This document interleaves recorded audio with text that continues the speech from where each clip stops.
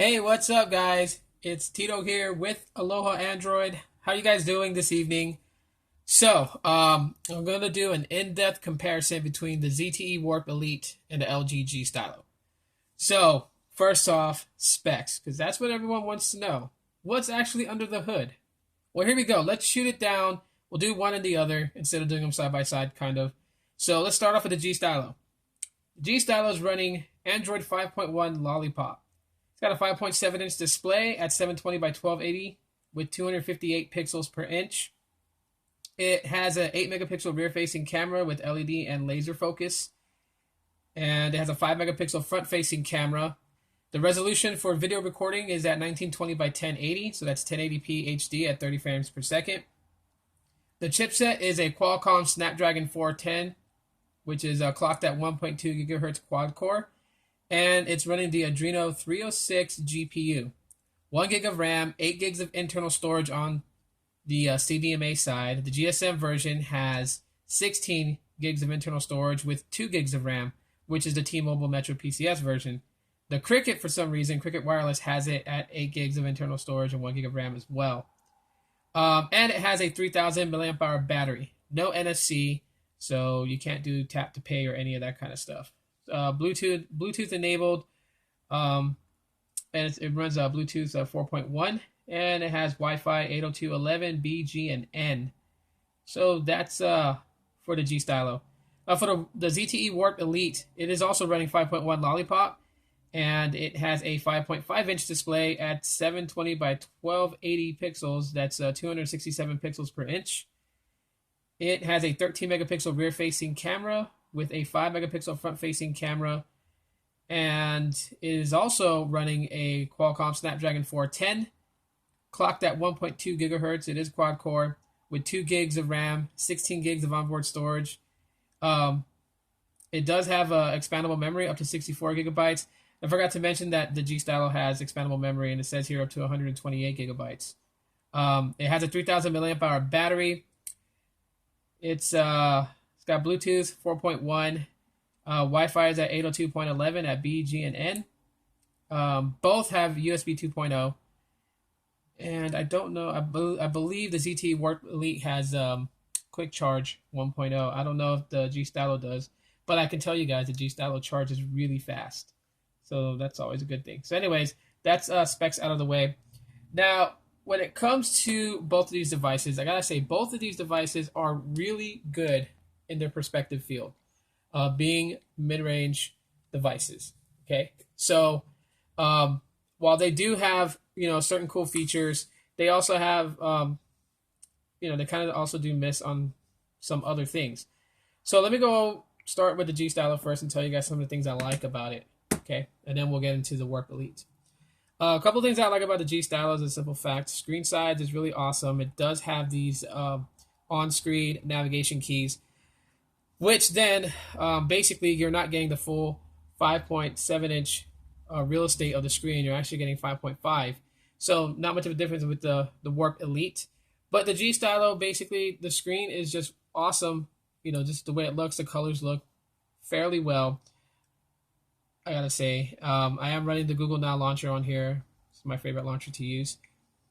Battery life is great, even without Doze. But Doze does actually really expand the battery life on the G Stylo.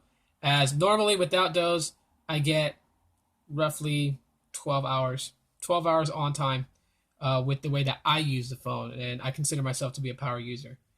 Now with Doze, I can pretty much get at least close to about 20 hours. And that's every time the screen is off, the phone goes into Doze mode. I know it's not running Marshmallow, but I've done a review about the Doze application you can download in the Play Store if you're interested. Now, the only thing that really kind of holds this back for me is the simple fact that I can't really download a lot of my social networks and at the same time download games to play. Because the storage is small. It's only 8 gigs, and with the operating system taking up a little bit over half of that space, you're left with about 3.42 or 4.5 gigabytes of storage for pictures, videos, and things like that. But the fact that you can actually use a micro SD card and you can move apps to the SD really, really, really helps. Um, and of course, if you're not using any like really intensive applications, which is probably a downer for some people, but for me, it's not really a big deal. Is I use Facebook Lite because I'm not really a heavy user on Facebook. Most of my posts on Facebook are like from either Twitter sharing it to my Facebook automatically or Instagram posting it automatically. So I'm rarely on Facebook. But if I need to get on Facebook, I can use Facebook Lite, which is a light, very light version of Facebook. It's actually an international version. It's not supposed to be available here in the U.S., but you can find it on, Google is your friend. But if you actually use the regular Facebook app, it's going to really make this phone choppy and slow. So right now it's actually lickety split fast, just for the simple fact that I don't have Facebook on here, and that I am, basically just running the bare essentials. Okay, like Google Plus, I got it on there. Snapchat, YouTube, for like security and cache cleaning and all that stuff. I use AMC security. Got those to basically help the battery extend all the way to at least 20 hours. I use SD Made for like heavy power cleaning out of there. And just, some of the basic stuff like Twitter, and I got Zedge for like ringtones and wallpapers and whatnot, the Instagram for photo sharing, Alfred for, watching my security cameras I have put up in my house. So, I just run, the bare essentials. Uber, I have Uber on there. And that's all I really need.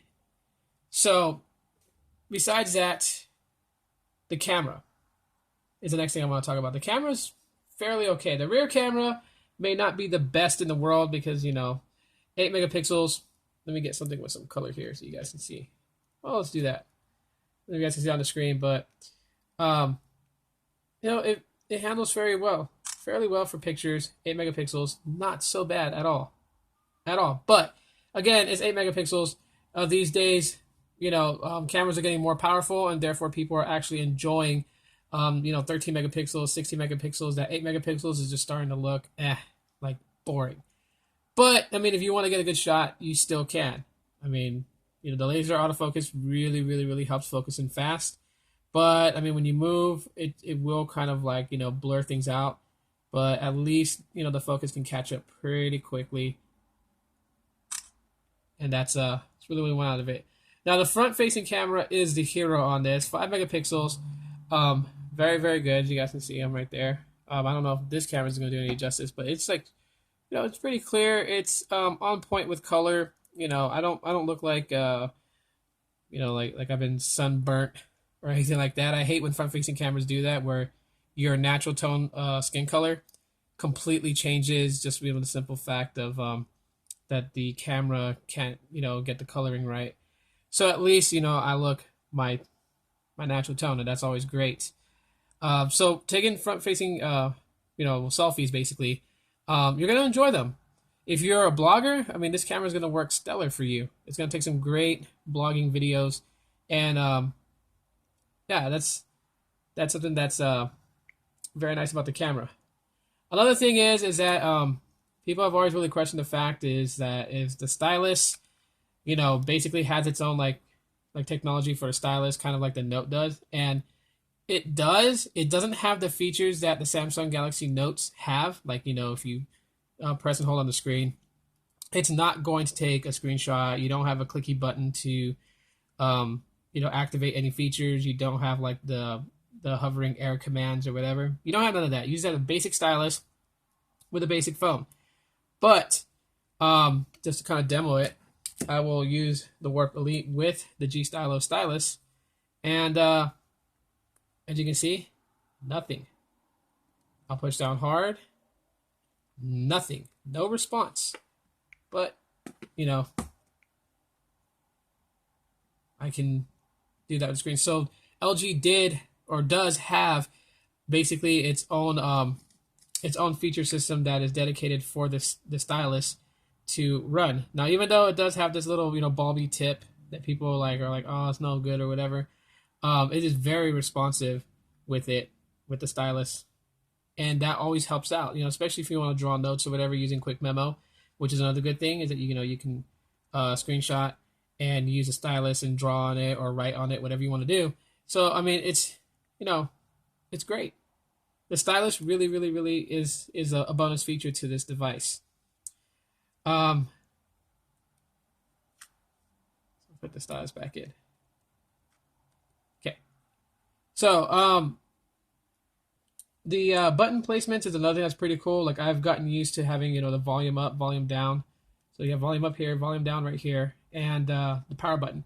I've gotten used to it being there. So even on when I was using the ZTE Warp Elite, sometimes I was like reaching for the power button in the back. There's no power button back here, and therefore I forget it's all on the side. The volume rocker being above my power button being in a good place to reach to turn on the ZTE Warp Elite. The G Stylos, everything's in the back, and my finger rests where the volume rocker and all that is at. So that is another good thing about it that I totally like. In general, I've said that the G Stylo is going to be one of the best budget devices that you can buy in 2015, and it actually is, and it's a very popular device. Like I see a lot of people picking up this device. I have a couple of friends on YouTube that own this device and enjoy having it. Those with the T-Mobile Metro PCS versions are ecstatic in the fact that they have more features and benefits with their G Stylo over Boost Mobile and Sprint's and Virgin Mobile's version and Cricket's. But nonetheless, either way, either side, and with whatever carrier you're with, everyone is loving the G Stylo, and that's one of the best things that it has going for itself.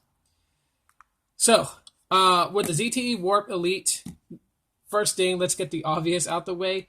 The Warp Elite, its specs kills the G Stylo if they were ever to actually race. With the 16 gigs of onboard storage and the 2 gigs of RAM really pushes a lot of applications. It's a total blessing to use this phone.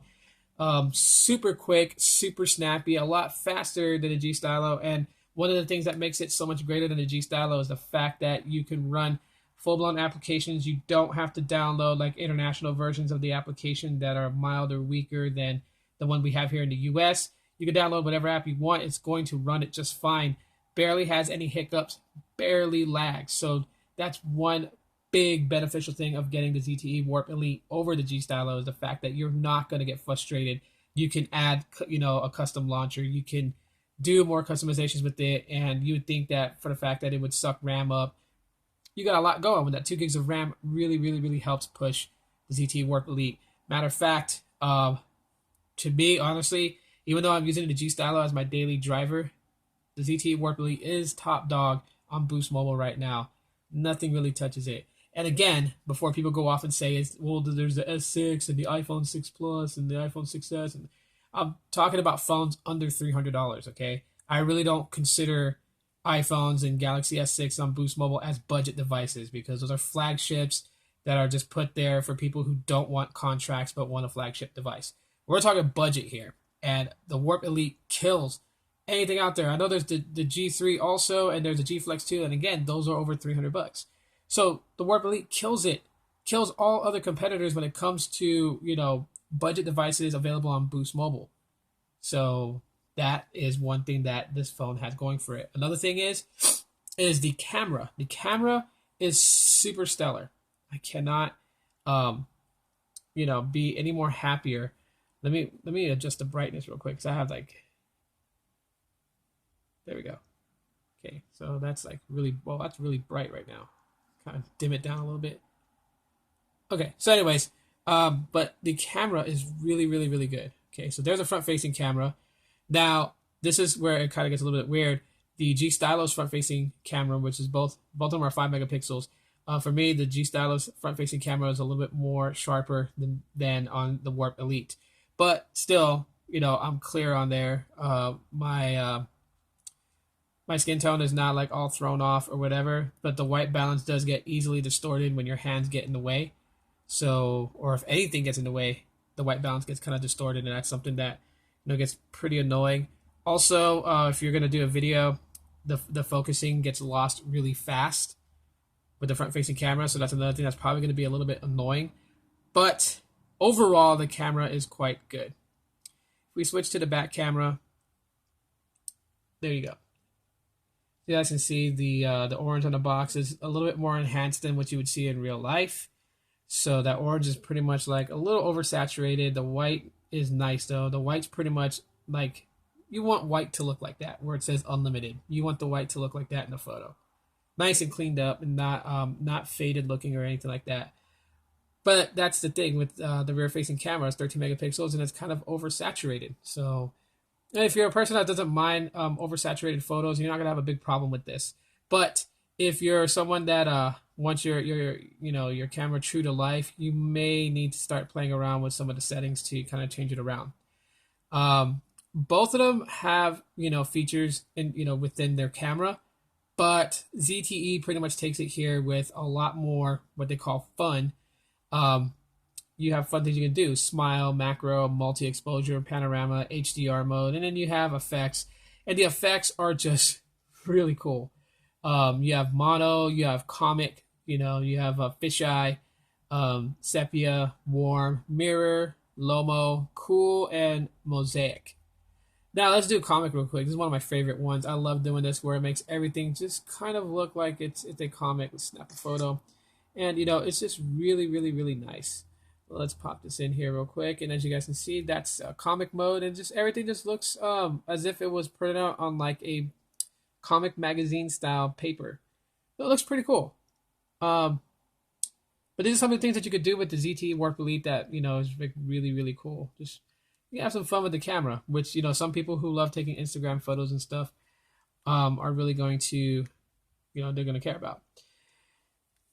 Now, when it comes to battery, they both pretty much I got the same time on both of them. I mean, they're 3,000 milliamp hour batteries, and I use my phones the way I always use them, and so of course they're going to kind of get identical battery life. So I mean, there's really no comparison there. Now, as far as for like gimmicky features, you get the tap to wake with LG. You don't get that with the ZTE Warp Elite. So some people may care about that or not. So before I end this video, let's go ahead and run a Geek Bench. And let me just clear out everything here. 1 second. Let's clear it all out. And we'll clear that out there too. Okay. So we got that cleared out. Let's bring the brightness up on the G Stylo really quick. And I'm going to open up the Geek Bench. We're going to run this benchmark real quick. Show you guys some of its scores. And, I just tapped my camera. Okay, so in 3, 2, 1, go. All right, let it do its thing. So anyways, both phones, great buys. If you're interested in getting these devices, great buys.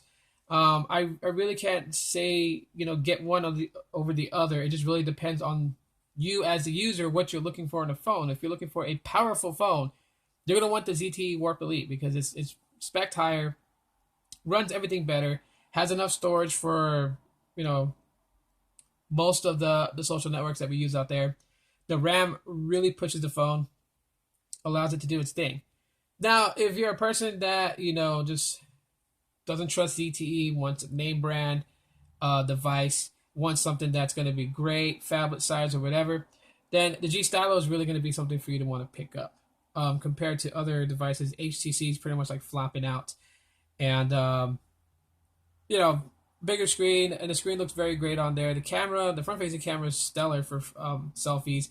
The 8-megapixel camera in the back doesn't really hold a candle to the 13-megapixel on the ZTE Warp Elite. However, if you're a person that wants to take good pictures, but you're not a professional photographer, then you're going to get great shots with the 8-megapixel on the back. The laser autofocus really helps focus in quickly when you're moving around. So you're not going to really like have to struggle to get a good shot. The white balance on the ZTE Warp Elite is the problem, and the focus on the Warp Elite is also kind of a problem because it's always trying to focus in. So that's something that you may want to consider too. Here we go. So not too much in difference. 471 single core and 1376 multi-core with the Warp Elite, and 453 single core on the G Stylo, and 1370 on the multi-core for the G Stylo. So very, very, very close even though the Warp Elite is spec higher. So that's why I say there's not too much of a difference as far as performance. You'll get a little bit more with the Warp Elite, but and you will be able to tell that the Warp Elite has, is a lot stronger than the G Stylo, but they're not too far off from each other. So that's something that you may want to think about.